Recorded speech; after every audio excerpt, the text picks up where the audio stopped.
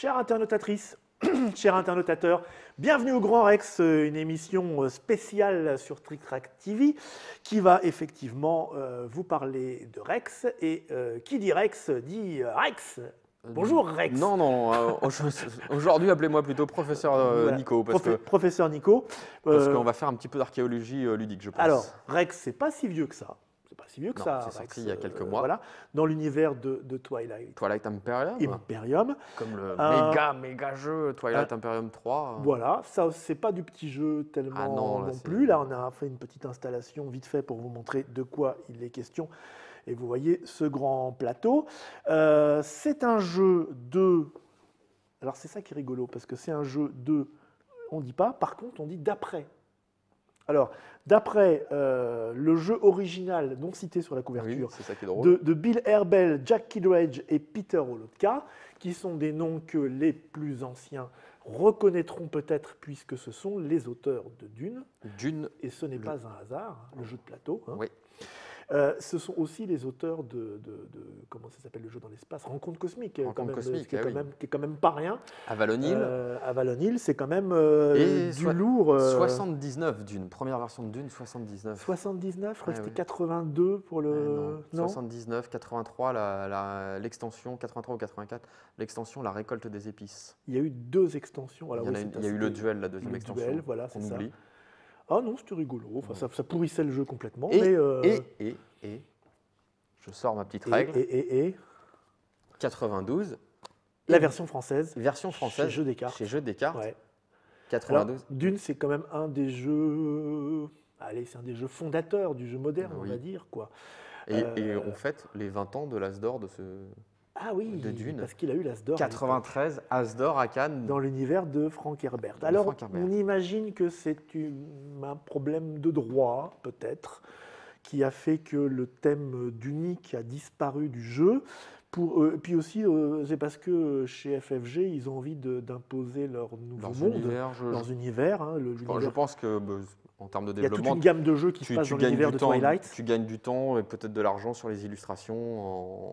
C'est vrai qu'ils recyclent pas mal. En récupérant. On va pas dire ça méchamment, hein, mais ils ont des très bons illustrateurs, mais ça recycle pas mal. C'est du temps de gagner sur le développement des jeux. Hein. D'accord. Donc là, je vois matériel. Bon, ça vous le voyez sur la table. Combien de joueurs? 6 joueurs. 2-6 ou 3-6 de mémoire. Il pourrait le marquer plus... Tu regardes mal, c'est là. C'est là, voilà, 14 ans. C'est normal, c'est du gros jeu. 3-6, effectivement. Et 2-3 heures, facile. Hein, oui, 3 heures, c'est pas mal. Ça n'a pas changé. Ok. Attention, il y a des petits éléments qui peuvent être mangés par les petits. Je range la boîte par le deux vers lui et tu vas nous expliquer de quoi il est question. Évidemment, vous imaginez bien qu'on n'a pas 3 ou 4 heures. Hein, qu'on n'a pas 4 camarades pour se foutre sur la gueule. Voilà. Parce que voilà, on est que 2 déjà. Et il faut le dire, c'est un jeu d'alliance. C'est un jeu d'alliance. Voilà. Donc, nous ne sommes plus sur la planète Arrakis. Oui. Mais nous sommes sur Megatol Rex. Sur Megatol Rex. Oui, Megatol Rex, donc, pour ceux qui ont joué à Twilight Imperium, c'est la planète qui est au milieu, au centre à conquérir. C'est la capitale du monde connu. C'est la planète capitale du monde connu. Donc là, hop, focale sur cette planète. Ça y est, c'est la guerre. Tous les empires planétaires se sont ramenés autour et on se bastonne dans la ville. Dans le jeu Dune, on joue une des factions politiques du célèbre roman de Frank Herbert. Là, c'est exactement la même chose. Oui. On retrouve on arrive à identifier. On arrive bien à identifier, ne serait-ce que par les règles. Donc, avant de présenter ces factions, je vais tout simplement dire en quelques mots le but du jeu, le plus simplement possible. Le but du jeu, on ne va pas dire tout le temps comme à Dune, mais c'est en fait comme à Dune. On va le dire souvent, les règles ont été un petit peu améliorées, mais il y a quelques changements, quelques améliorations. En fait, ils ont enlevé des lourdeurs. Mais le jeu foncièrement n'a pas changé. Donc, dans Rex, il faut contrôler, à la fin d'un tour, 3 forteresses. Les forteresses, elles ont ce petit icône-là, ici. Donc, on a différents quartiers de la... On a ici l'arsenal impérial. Donc, le palais impérial, l'arsenal impérial. L'adminus imperialus, voilà. Lys. Le spatioport civil. Il y en a combien? Il y en a 5. Il y en a 5. Donc, c'est ces trucs-là qu'il faut contrôler. Évidemment, ils sont bien dispersés. Voilà. J'ai cassé un truc. Non, je ne l'ai pas cassé, je l'ai démonté. Mon Dieu. Alors oui, qu'est-ce que tu tiens dans ta main? C'est très mignon ces petits. Enfin ces petits. J'imagine que ce sont des gros vaisseaux. Ce sont des gros vaisseaux qui flottent au-dessus de la planète et comme c'est une guerre civile, on bombarde un petit peu sans discernement. D'accord. Donc à certains moments, cette flotte… C'est l'équivalent de la tempête. Voilà. Pas de Shakespeare, la tempête mais du la désert, tempête du Dune, la tempête du désert, qui avait pour effet de ne pas, d'abord de tuer tout le monde sur la case, oui. Sauf les Fremen, oui. Et de ne pas pouvoir qu'on intervienne sur ça. Sauf que Dune, c'était un plateau circulaire. Voilà. Donc là déjà, ça a changé, c'est plus circulaire du tout, c'est labyrinthique. Donc là, on va reprendre là-dessus, mais on va revoir ça, mais en gros, là, on utilise un système de déplacement qui ressemble à une des options du jeu Dune. Parce qu'ils ont, dans Dune, pour avoir regardé les règles, il y avait les règles de base, les règles avancées, les règles optionnelles. Oui. Là, il y a les règles, déjà c'est pas mal. Alors, les règles. Et puis il y a une option. Les règles, alors il y a du petit texte. Alors ça, c'est un petit texte d'ambiance sur la fin. Sur la fin, les derniers jours d'un empire. Par contre, voilà, tout ça, c'est quand même de la règle. Alors, il y a des illustrations, mais pas que. Hein. Comme souvent, je dirais, dans les règles FFG, on prend du temps à bien présenter tout le matériel, donc il y a beaucoup de descriptifs, d'explicatifs. Assembler les cadrans de bataille. Voilà. Ah oui, il y a les fameux cadrans de bataille, qui étaient la grande invention de Dune. Il y a de l'explication, des exemples. Au final, ce n'est pas non plus hyper compliqué. Et puis surtout, le travail qui a été fait par l'équipe FFG, ça a été d'enlever un petit peu toutes les règles spécifiques, je dirais, qui étaient spécifiques à l'univers de Dune, tous les petits points de règle, les petits alinéas qui faisaient. Alors d'habitude, là, ça se passe comme ça, mais pas là si vous contrôlez, parce que c'était pour être raccord avec les livres. Et le ver des sables, alors? Quand est-ce qu'on fait les alliances? C'est une carte aussi. Donc, c'est une carte aussi. Représentons les forces en présence. Il faut contrôler trois forteresses si on veut gagner seul. Oui. Et donc, comme c'est un jeu d'alliance et de trahison, comme tu l'as dit, on peut modifier ses conditions de victoire. C'est-à-dire que si je m'allie avec quelqu'un, maintenant il va falloir que je contrôle 4 forteresses. Ah d'accord, ça c'est un changement. On change le truc, d'accord. Et si on s'allie à 3, il faut contrôler les 5 forteresses. D'accord, parce qu'il y avait quand même un gros problème à Dune, qu'on était tous obligés de rectifier pendant qu'on jouait, c'est qu'on pouvait s'allier à peu près n'importe comment. Oui. Et donc, enfin non, pas n'importe comment, il y avait des phases où on pouvait… Alors oui, pas n'importe quand, mais n'importe comment. Ça voulait dire que si on jouait à 4 et que 3 s'alliaient contre 1, c'était possible. Oui. Et surtout que la condition de victoire restait à 3. Et les conditions de victoire ne bougeaient pas, et vous imaginez, le pauvre qui restait tout seul, comment c'était cuit pour lui. Et là, il y a une nouvelle notion aussi, qui est que la partie s'arrête à un moment, quoi qu'il arrive. D'accord. Donc, à ce moment-là, si la partie s'arrête et que personne n'a… Il n'y a pas forcément de victoire. Il y a un vainqueur, c'est celui qui contrôle le plus de forteresses, puis après il y a des petits points, il y a des alinéas pour départager. Mais, donc on retrouve les unités. Voilà. Tu nous expliques un petit peu un tour de jeu par exemple? Alors déjà on va vous présenter tous ces petits personnages qui arrivent. Ce sont les fiches de faction. Ce sont les fiches de faction. Donc sur chaque fiche de faction, vous avez un petit texte d'ambiance au verso, et au recto surtout il y a des indications de… Je te laisse en montrer une si tu veux. Oui. Vous avez déjà des petits pouvoirs spécifiques qui vont donc changer vos façons de jouer suivant votre faction. Oui. Vous avez sur la partie préparation, le petit cadre préparation, petit cadre préparation, les unités que vous avez en stock, c'est-à-dire dans votre réserve ici. Alors là, on a tout mis en réserve. Ça, ce sont des réserves. Les unités que vous avez directement placées sur la planète. Oui. Et puis vos influences, l'influence c'est la monnaie, c'est ce qui remplace l'épice. L'épice, la fameuse épice. L'influence c'est la monnaie qui va vous permettre d'acheter des cartes. D'accord. Et puis de payer vos débarquements de troupes, le recyclage des troupes, etc. Donc déjà, il y a des héros aussi. Il y a des héros. Rien qu'en fonction de cette petite carte de faction, vous n'allez pas jouer du tout de la même façon. D'accord. Donc là, on a la baronnie de Letnev. La baronnie, c'était le gros… La baronnie, ils ont choisi le même nom, c'est pas innocent. Donc c'est les Harkonnen, c'est ceux qui vont avoir plus de traîtres que les autres et qui déjà au début du jeu sont très forts. D'accord, donc on est dans un jeu dissymétrique, c'est-à-dire chaque faction a un avantage et des inconvénients. Voilà. Donc là, comme les Harkonnen, plein d'espions, c'est-à-dire les Harkonnen, plein de traîtres. Plein de traîtres. Donc dans la phase alors, expliquons tout de suite le mécanisme du traître. Il y a donc des personnages, des leaders par faction. Il y en a 5 leaders par faction. Tu nous montres un leader? Hop là c'est des petits pions. C'est des petits pions comme ça? C'est des petits pions maintenant. D'accord. Alors, on va en montrer. Tu peux prendre ceux des autres nations. Alors, là où ils étaient nommés dans Dune, là aujourd'hui, ils ont juste des titres. Hein. D'accord, prince marchand, maître des mensonges, et ils ont leur puissance en combat. Leur puissance en combat, d'accord. Et donc, ce méchant Lightneve, il en a à lui des potes, c'est ça? Oui, voilà. Alors, comme c'est un monde de trahison, déjà, toutes les nations ont des traîtres. Donc, en fait, au début de la partie, chaque joueur va tirer 4 cartes en secret des personnages du camp adverse dans les petites cartes qu'il y a là-bas. Des petites cartes, voilà. Où on reprend tous les personnages de toutes les factions. D'accord, elles servent que de... Elles servent que de... Et parmi ces 4 cartes, vous allez en garder une pour vous. C'est-à-dire que vous savez, vous avez un traître chez un adversaire.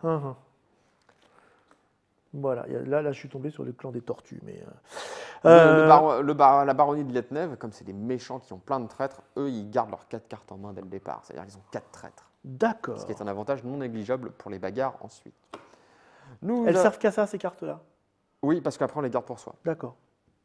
Ensuite, nous allons avoir l'émirat d'Akan. L'émirat d'Akan, les fameux lions à capuche. Voilà, qui sont plutôt les marchands. Oui.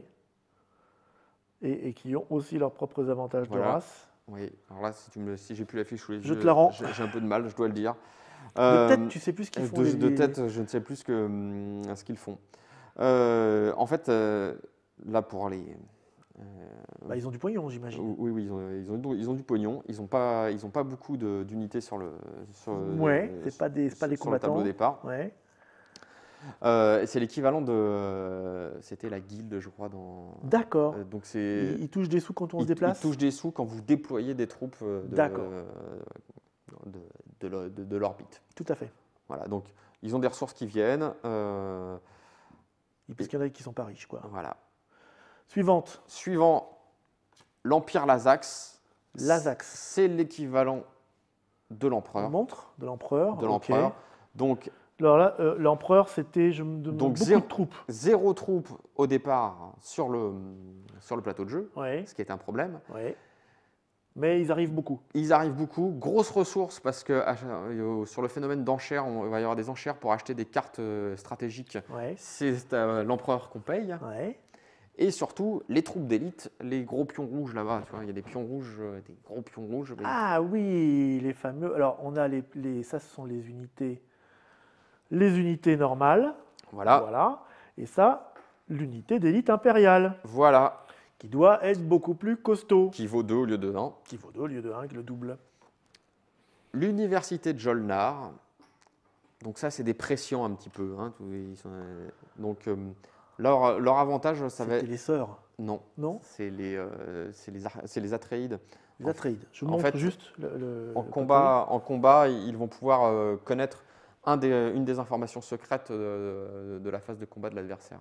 D'accord, on verra ça après pour le combat tout à l'heure, mais dans le combat, effectivement, il y a plusieurs paramètres. La fédération de sol, l'équivalent des Fremen.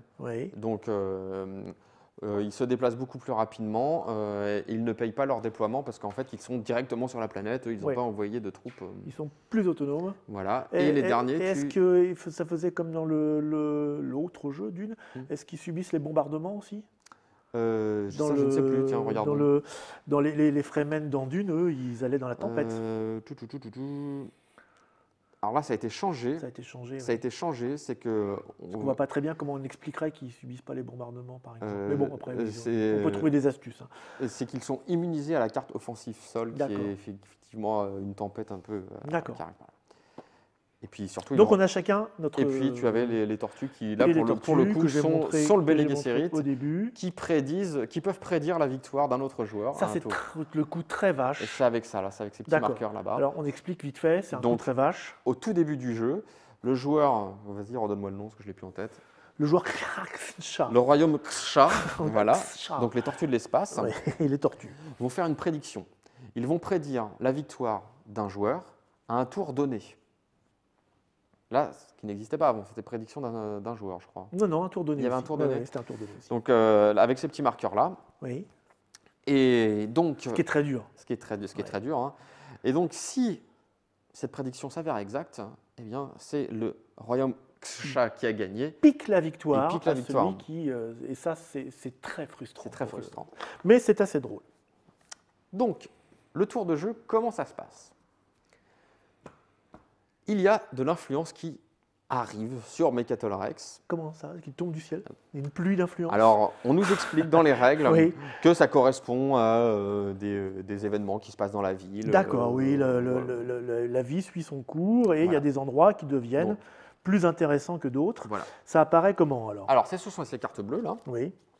Donc, je vais montrer. Donc, parmi toutes ces cartes, nous avons des cartes qui nous disent apparaît un certain nombre d'événements d'influence dans les secteurs désignés, à chaque fois dans 2 secteurs. Oui. Ce qui est l'équivalent de la règle optionnelle, récolte de l'épice, où il y avait 2 fois plus d'épices. Les numéros nous indiquent des numéros de secteur, c'est ça? Qui nous indiquent des numéros de secteur qui sont indiqués là, en gros. D'accord.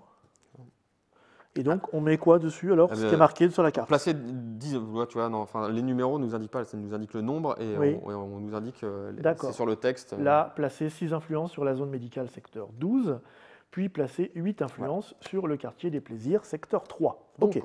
Ce paquet est important parce que tu vois, il y a 8 cartes, je crois, d'influence véritable. Oui.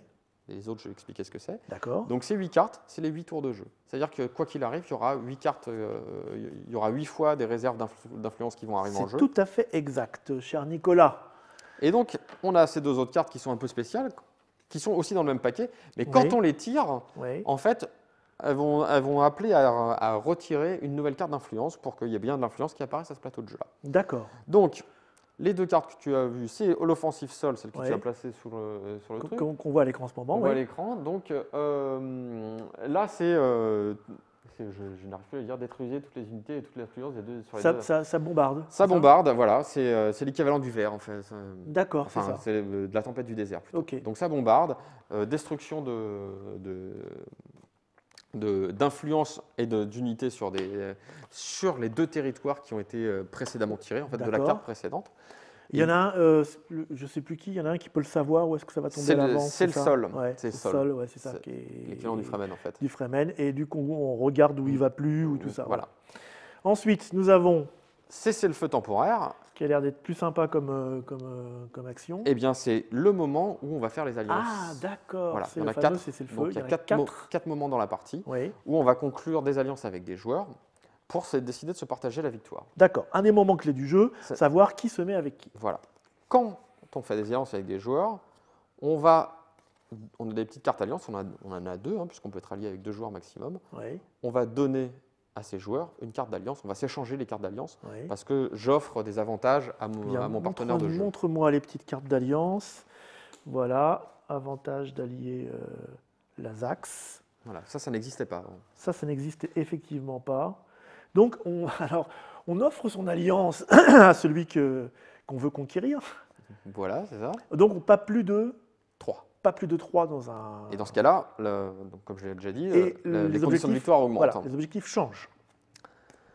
Donc, phase d'alliance que si on tire cette carte, c'est le feu temporaire. Oui. Une fois que la carte est résolue, c'est-à-dire qu'on a négocié les alliances ou pas, on tire donc une nouvelle carte pour... Mais comment ça se passe on donne les cartes aux gens, ils disent oui, on ils disent discute, non, voilà, on discute. On d'accord. Oh, ça sert à rien ces cartes, quoi. C'est juste parce que tu as le petit rappel de pouvoir qu'on offre à... Ah oui, d'accord. Comme on offre si tu es avec moi, je vaux ça, c'est voilà, ça. Ça. D'accord. Oh, dis donc, c'est intéressant, je me mettrai bien avec toi. Et puis comme ça, on fera la peau à l'autre. Qu'est-ce que tu en penses? Ah oui. D'accord. Les alliances ne peuvent être conclues qu'au moment du cessez-le-feu temporaire et elles ne peuvent être dissolues qu'à ce moment-là. Et on peut les rompre, bien sûr, mais uniquement à ce moment-là. Voilà. Donc, ce n'est pas tout le temps dans la partie. Non. C'est pour ça que je dis que c'est un moment charnière. C'est 4 fois. Voilà. Et une fois qu'on est dedans, on ne peut pas trahir. Hein. On est dedans, on est dedans. On est dedans. OK. Ça, c'est la première phase de jeu. Ensuite, on va avoir une phase d'enchère. Oui. Donc, au départ, on a de l'influence, etc. On va, pour acheter des cartes stratégie, qui sont celles-ci. Qui vont nous permettre la bagarre. Qui vont nous permettre de faire la bagarre. Ouais. Donc, les cartes stratégie, on en a de 2 types. On a des cartes plutôt défensives avec un petit bouclier comme icône. Ouais. Et plutôt offensive avec un petit viseur comme... Et une carte offensive avec... voilà, d'accord. Donc, ces cartes-là, au départ de la phase d'enchère, on en pose autant qu'il y a de joueurs. Oui. D'accord. On les pose face cachée. Oui. Face cachée. Face cachée. On ne sait pas ce qu'on achète. Non, on ne sait pas ce qu'on achète. D'accord. Et ensuite, à partir du premier joueur, il y a un marqueur premier joueur là. Oui. On va vous montrer le marqueur premier joueur, parce que ça c'est quand même du marqueur premier joueur, hein, c'est pas de la gnognotte. On fait des enchères. Ouais. Voilà. Donc, chaque joueur doit miser plus que l'autre pour gagner, pour remporter la première carte, une deuxième carte, etc. Mais comment, à quoi ça sert de faire des enchères pour des cartes qu'on ne voit pas? Hein, mon pauvre monsieur? Eh bien, c'est un petit peu comme ça ou... Un petit peu au pif, et puis quand on connaît le jeu, on connaît la répartition des cartes, parce qu'il n'y a pas non plus beaucoup de cartes différentes. D'accord. Donc, on s'équipe. On s'équipe. Cet argent des enchères va à l'Empire... à l'empereur, enfin... à l'Empire Lazax. À l'Empire Lazax. Ce qui lui assure des sources de revenus non négligeables. Oui, en fait, c'est lui qui a tout intérêt à faire grimper les enchères, parce que lui, il récupère ces sous-là. Pour s'acheter ses grosses troupes. Voilà, c'est exactement, ces grosses troupes qui valent 2. Dis donc. S'il n'y a pas d'enchères sur un truc, on arrête les enchères. D'accord. Voilà. Ensuite, on a acheté nos cartes, qu'est-ce qu'on fait? Maintenant on s'est équipé, maintenant on va pouvoir recruter des troupes. D'accord. Ça coûte encore des sous? De l'influence. Ça coûte de l'influence, oui. Effectivement. Et vous avez sur chaque carte un coût de recrutement gratuit. Donc, d'accord. On a droit gratuitement d'en récupérer une ou deux. Voilà. Alors Lazax a une unité. Une unité. Oui. La baronnie de l'Enef 2. D'accord, c'est du tout venant. On peut en recruter jusqu'à 5 par tour, y compris la gratuite. D'accord. Voilà. Et en plus, qu'on achète toujours avec l'influence. L'influence, oui. Influence qu'on devra aller récolter sur le terrain, voilà, je rappelle. Ouais. Oui. Et après, on va récupérer aussi, on va pouvoir racheter des leaders. Les leaders, on le paye le coût de leur puissance de combat. Ah ben d'accord, ça c'est simple, plus c'est cher, plus c'est cher. Voilà, plus c'est fort, plus c'est cher. Plus c'est fort, plus c'est cher. Tout à fait. Sans compter que ça peut être un traite. Sans compter que ça peut être un traite. Parce que quand on choisit le petit carte, on a les trucs dessus. Évidemment, on va prendre des qui coûtent cher. Ça dépend. Ça dépend. Ça dépend. Bon, d'accord. Donc ensuite, on a fait cette phase de recrutement. Après, on va pouvoir... Chaque joueur va pouvoir, donc tout le monde recrute. Ouais. Ensuite, phase de manœuvre, on va pouvoir déplacer des troupes. Alors, on en amène déjà. Alors ça, c'est un changement. Ouais. D'abord, on fait une étape de mouvement. C'est-à-dire, je peux prendre un paquet de troupes sur un territoire et me déplacer en suivant les lignes, les autoroutes, les routes aériennes de 1. D'accord. Si je contrôle les zones avec le petit avion, je peux me déplacer de 3. D'accord, ce sont des aéroports. Voilà. Oui, spatioport civil, arsenal impérial, il n'y en a pas beaucoup. Il n'y en a que 2. Oui, il n'y en a que 2. Voilà, donc je déplace un paquet de troupes à un autre endroit. Oui. Et dernière chose, je vais déployer mes troupes, donc celles que j'ai en réserve, que j'ai achetées à la phase de recrutement. Qui sont là-bas. Alors ça, c'est les morts. Après, ça, c'est les morts, d'accord. Devant nous, on a un stock. On a un stock. Qui sont ce qu'on peut engager. Voilà. Et donc là, je peux débarquer où je veux. Mais en payant je ne sais plus qui, bref, pour ce... En payant l'émirat d'Akan, je crois. C'est les commerçants, ça. Ouais. Oui. Peu importe. Enfin, il y en a un qui gagne des sous aussi comme ça. Voilà. Et là, on se positionne sur les endroits, évidemment, ou à côté des endroits où on va avoir de l'influence pour la récupérer. Ou des arsenaux. On peut se mettre où on veut. Où on veut. D'accord. Bien sûr, si on se retrouve à plusieurs factions sur une même case, ça va être la bagarre. Obligatoire. Obligatoire. Obligatoire, d'accord. Il n'y a pas là, il n'y a pas. Mais sauf si c'est des alliés. Non, alors en fait, les alliés, tu n'as pas le droit de te déployer sur des endroits où il y a des alliés. Donc c'est bagarre, ok. Donc c'est bagarre. Le seul endroit où tout le monde se tient à peu près correctement, c'est le Conseil Galactique. Là, on peut mettre tout le monde. Ça correspondait à Arrakis ou Arrakis, je crois, de mémoire. Arrakis, c'était la planète. Mais Arrakis, la capitale. La capitale, oui. D'accord. Et c'est là qu'interviennent. Et c'est là, donc, après tous ces déplacements, les fameux phases de bagarre. Disques de combat que l'on va montrer. Alors, j'imagine, parce que là, c'est quand même pas mal fait. Ça, c'est beau petit matériel. On met des héros. On peut mettre plusieurs héros. Non, un seul. Non, un seul. Donc, en fait, lors d'une phase de bagarre, on imagine, imaginons, hop, il y a une situation, là, il y a 4 bonhommes. Là, tu as pris les jaunes. On en a 3. Oui. je vais, en tant que joueur, je vais miser en secret avec le petit cadran. Vas-y, prends l'autre pour montrer, je ne sais pas. Voilà, oui. Donc j'ai une petite roue qui tourne où je vais miser le nombre de troupes que je veux engager avec un nombre maximum qui est équivalent à, je montre un petit peu ce que j'ai sur le territoire. Petit disque ici, voilà. Pour l'instant, j'ai rien mis dessus. Imaginons que j'ai un héros, tiens. Ouais. Et ensuite, je vais placer un héros. Un héros qui se place, qui vient s'encocher ici. Donc il s'encoche sur une des 4 positions. Une des 4 positions. C'est-à-dire, première position, je ne joue pas de carte. Deuxième position, je joue une carte offensive. Troisième position, je joue une carte défensive. Quatrième position, je joue 2 cartes. Donc les cartes qu'on a achetées tout à l'heure. Les cartes qu'on a achetées. Voilà, moi j'en prends une. Ploc. Voilà. Alors la différence, pour les anciens techniciens de Dune, une différence par rapport à la version précédente. Dans Dune, on avait un petit emplacement pour le disque, pour le héros qui n'était pas fichu pareil. Des cartes qui étaient cartes héros. On prenait les cartes dans la main et on les tenait comme ça. C'est ça. Là, la différence, c'est que vous annoncez juste que vous allez jouer des cartes. Et l'autre ne le voit pas. Sans le voir.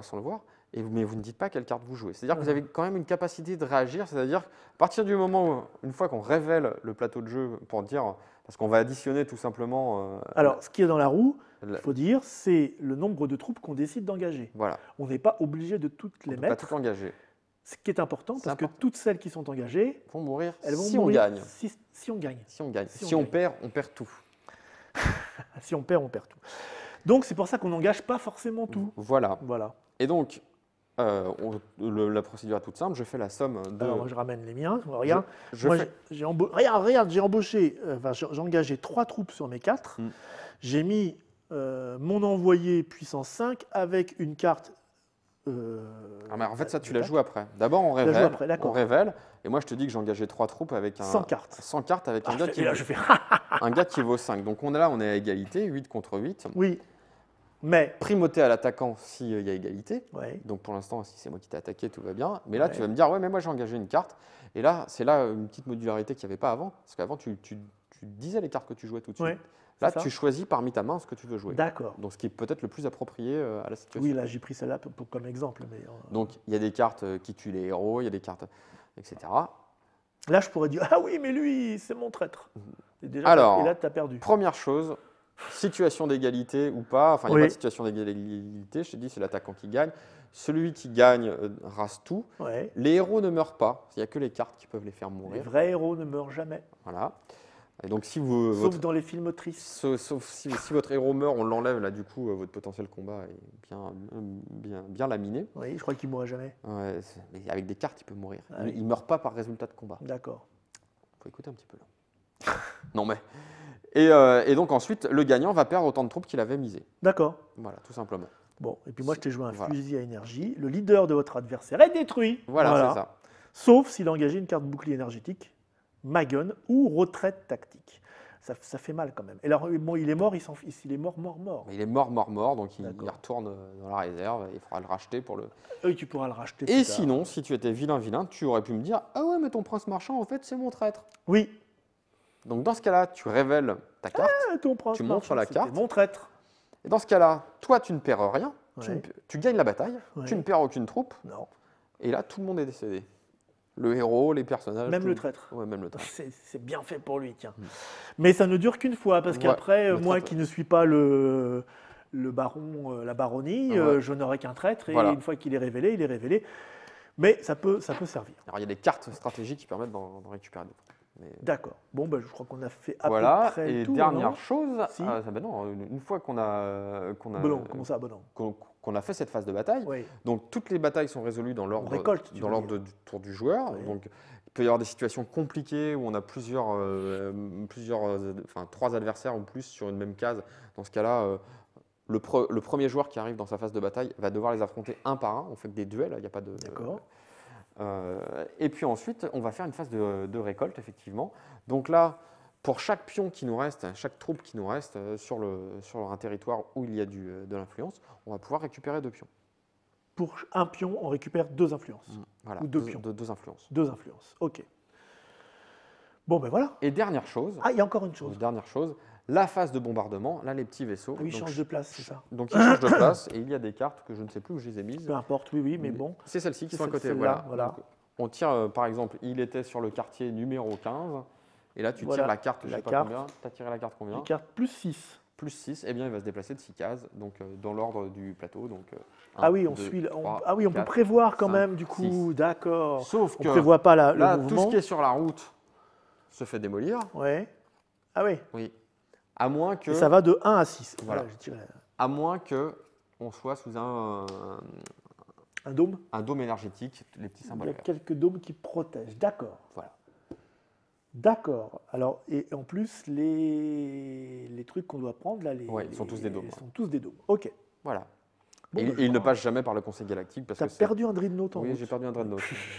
Ça m'arrive. Bon, ben voilà, cette fois, on a fait le tour. On a fait le tour. Je crois que c'est à peu près clair. On comprend pourquoi ça peut durer 3 heures ou 4. Voilà. Hein. Alors, donc, la différence, oui, c'est que dans l'autre jeu, la partie s'est terminée que quand il y avait une victoire définitive par le contrôle de 3 forteresses. D'accord. Là, la partie s'arrête aussi au bout de 8 tours de jeu, quoi qu'il arrive. Quoi qu'il arrive, oui. Ce qui fait que du coup, on ne s'embarque pas pour des 12 heures comme on pouvait le faire parfois. Voilà, exactement, parce que personne ne voulait lâcher un...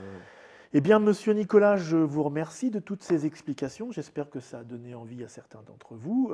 Voilà, je pense que là, on est dans du gros jeu, relativement baston, hein, on peut le dire. Oui. Et puis traîtrise, un petit peu de chaos. Enfin bref, un jeu à l'ancienne, remodernisé par FFG et Edge, en fait, qui s'appelle Rex. Je vous ressors la petite boîte pour vous montrer à quoi ça ressemble si ça vous intéresse.